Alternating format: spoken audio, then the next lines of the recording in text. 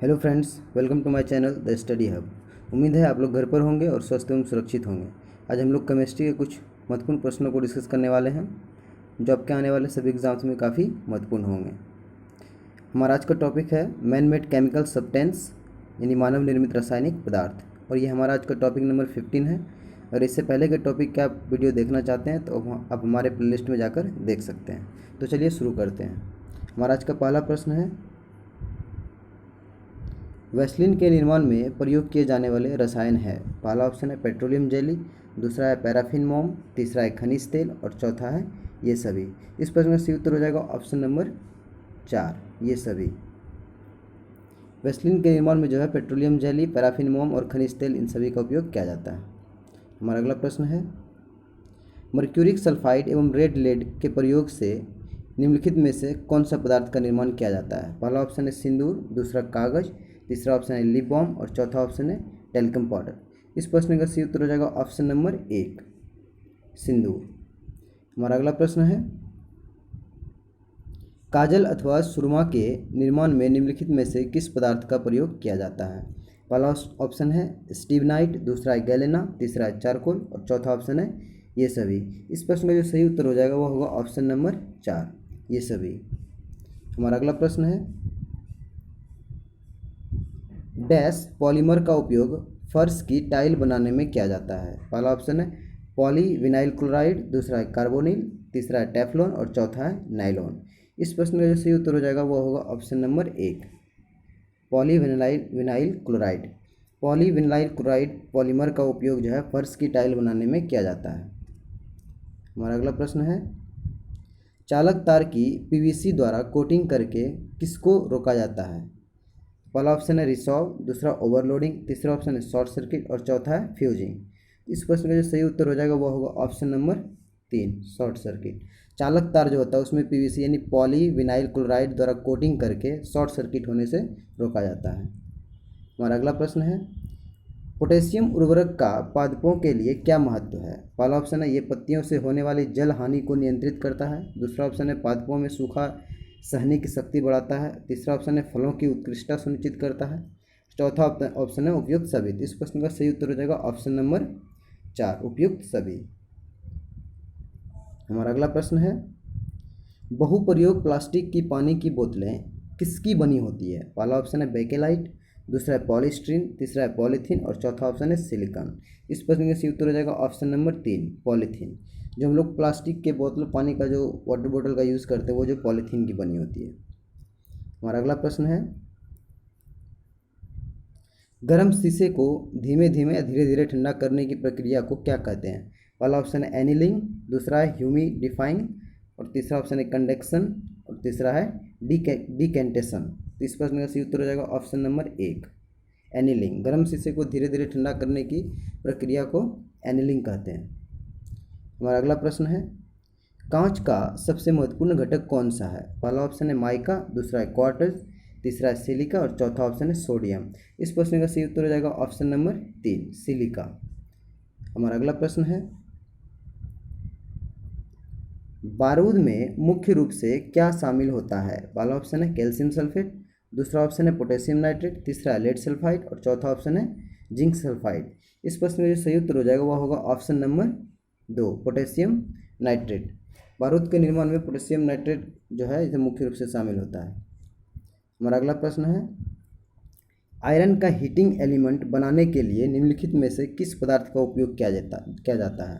पहला ऑप्शन है तांबा, दूसरा है नाइक्रोम, तीसरा है एल्युमिनियम और चौथा है चांदी। इस प्रश्न का सही उत्तर हो जाएगा ऑप्शन नंबर 2, नाइक्रोम। हमारा अगला प्रश्न है, 1 और 2 रुपये के जो सिक्के होते हैं वो किससे बने होते हैं। पहला ऑप्शन है फेरिटिक स्टेनलेस स्टील, दूसरा चांदी और स्टील, तीसरा है तांबा निकेल का मिश्र धातु, चौथा ऑप्शन है स्टील और पीतल। इस प्रश्न का सही उत्तर हो जाएगा option number 1, ferritic stainless steel. हमारा अगला प्रश्न है, स्टेनलेस स्टील निम्न में से क्या है। पहला ऑप्शन है यौगिक, दूसरा है मिश्रण, तीसरा है तत्व, चौथा है मिश्र धातु। इस प्रश्न का जो सही उत्तर हो जाएगा वह होगा ऑप्शन नंबर 4, मिश्र धातु। स्टेनलेस स्टील जो है यह लोहा, क्रोमियम और निकेल मिश्रित करके बनाया जाता है, इस वजह से ये क्या है, मिश्र धातु है। लोहा, क्रोमियम और निकेल का मिश्र धातु।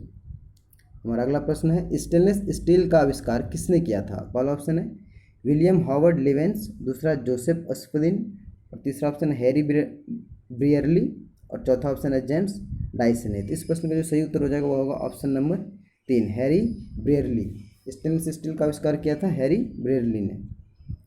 हमारा अगला प्रश्न है निम्नलिखित में से कौन सा उच्च तापमान पर आसानी से ऑक्सीकृत नहीं होता, यानी आसानी से जलता नहीं है? पहला ऑप्शन है अर्धचालक, दूसरा है कुचालक, तीसरा सुचालक, और चौथा ऑप्शन है मिश्र धातु।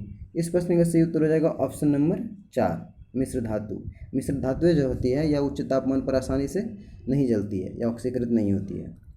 हमारा अगला प्रश्न है संतृप्त वसाओं के मुख्य स्रोत कौन से हैं? पहला ऑप्शन है लाल मांस, दूसरा है दूध एवं दुग्ध उत्पाद, तीसरा है नारियल एवं ताड़ का तेल, चौथा ये सभी। इस प्रश्न का सही उत्तर हो जाएगा ऑप्शन नंबर 4, ये सभी जो है सभी संतृप्त वसाओं का मुख्य स्रोत है। हमारा अगला प्रश्न है असंतृप्त वसाओं के मुख्य स्रोत कौन से हैं? पहला ऑप्शन है वनस्पति तेल, दूसरा है शुष्क मेवे, तीसरा है तैलीय मछलियाँ, और चौथा ये सभी। इस प्रश्न का सही उत्तर हो जाएगा ऑप्शन नंबर 4, ये सभी। और संतृप्त वसाओं के मुख्य स्रोत वनस्पति तेल, शुष्क मेवे, तैलीय मछलियाँ ये सारी हैं। हमारा अगला प्रश्न है पैरासीटामोल किस प्रकार की औषधि है? पहला ऑप्शन है प्रतिज्वारकीय एवं पीड़ाहारी औषधि, दूसरा है प्रतिजैविक, तीसरा है रोगानुरोधक, चौथा ऑप्शन है विष संक्रामक। इस प्रश्न का जो सही उत्तर हो जाएगा वह होगा ऑप्शन नंबर 1, प्रतिज्वारकारी एवं पीड़ाहारी। हमारा अगला प्रश्न है नील नामक रंजक किस स्रोत से प्राप्त किया जाता है? पहला ऑप्शन है इंडिगोफेरा टिक्टोरिया पादप से, दूसरा ऑप्शन नीलहरित शैवाल से, तीसरा ऑप्शन है लॉगवुड से, और चौथा ऑप्शन उपयुक्त सभी से। इस प्रश्न का सही उत्तर हो जाएगा ऑप्शन नंबर 1, इंडिगोफेरा टिक्टोरिया पादप से। नील नामक रंजक जो है वह इंडिगोफेरा टिक्टोरिया पादप से किया जाता है। हमारा अगला प्रश्न है किसी मिश्र धातु की एक धातु यदि मरकरी है तो वह धातु क्या कहलाएगी? पहला ऑप्शन है अमलगम, दूसरा है कांसा, तीसरा है सोल्डर, चौथा है पीतल। इस प्रश्न से उत्तर हो जाएगा ऑप्शन नंबर 1, अमलगम। अगर किसी मिश्र धातु में एक धातु मरकरी है तो वह धातु जो है अमलगम कहलाएगी। हमारा अगला प्रश्न है मैलाकाइट किसका एक अयस्क है? पहला ऑप्शन है तांबा, दूसरा है मैग्नीज, तीसरा है मैग्नीशियम, और चौथा ऑप्शन है पारा। इस प्रश्न का सही उत्तर हो जाएगा ऑप्शन नंबर 1, तांबा। हमारा अगला प्रश्न है एल्युमिनियम धातु को केवल निम्नलिखित द्वारा निष्कासित किया जा सकता है? पहला ऑप्शन है कटौती, दूसरा ऑक्सीकरण, और तीसरा ऑप्शन है निस्तापन, और चौथा ऑप्शन है इलेक्ट्रोलाइसिस। इस प्रश्न का सही उत्तर हो जाएगा वो होगा ऑप्शन नंबर 4, इलेक्ट्रोलाइसिस, जिसको हम लोग विद्युत अपघटन बोलते हैं। हमारा अगला प्रश्न है निम्नलिखित में से किस अभिक्रिया द्वारा उच्च प्रतिक्रिया वाली धातुओं का शुद्ध पिघले हुए अयस्क से निष्कासन होता है? पहला ऑप्शन है उपयुक्त एजेंट द्वारा अपचयन, दूसरा ऑप्शन है इलेक्ट्रोलाइसिस, तीसरा ऑप्शन है कैल्सिनेशन, और चौथा ऑप्शन है इलेक्ट्रोलाइट। इस प्रश्न का भी सही उत्तर हो जाएगा ऑप्शन नंबर 2, इलेक्ट्रोलाइसिस। हमारा अगला प्रश्न है प्लास्टिक की वह किस्म जिसका प्रयोग कॉन्टैक्ट लेंस के निर्माण में किया जाता है? पहला ऑप्शन है पॉलीस्टाइरिन, दूसरा है टेफ्लॉन, तीसरा है ल्यूसाइड, और चौथा ऑप्शन है मेलामाइन। इस प्रश्न का सही उत्तर हो जाएगा ऑप्शन नंबर 3, ल्यूसाइड। कॉन्टैक्ट लेंस जो हम लोग आँख में लगाते हैं उसका यूज वो जो बनता है वो ल्यूसाइड प्लास्टिक से बनता है। हमारा अगला प्रश्न है पीतल निम्न में से किससे बनी एक मिश्र धातु है? पहला ऑप्शन है तांबा और जस्ता, दूसरा है तांबा टीन, तीसरा तांबा और लोहा, चौथा ऑप्शन है तांबा और एल्युमिनियम। इस प्रश्न का सही उत्तर हो जाएगा ऑप्शन नंबर 1, तांबा और जस्ता। इन दोनों के मिश्रण से पीतल का निर्माण होता है। हमारा अगला प्रश्न है सही युग्म का चयन कीजिए, इन दिए गए जो नीचे हैं ऑप्शंस इसके द्वारा सही युग्म का चयन करें। तो पहला ऑप्शन है प्राकृतिक बहुलक, प्रोटीन, रबर, सेलुलोज, स्टार्च, ये सारे जो है प्राकृतिक बहुलक हैं।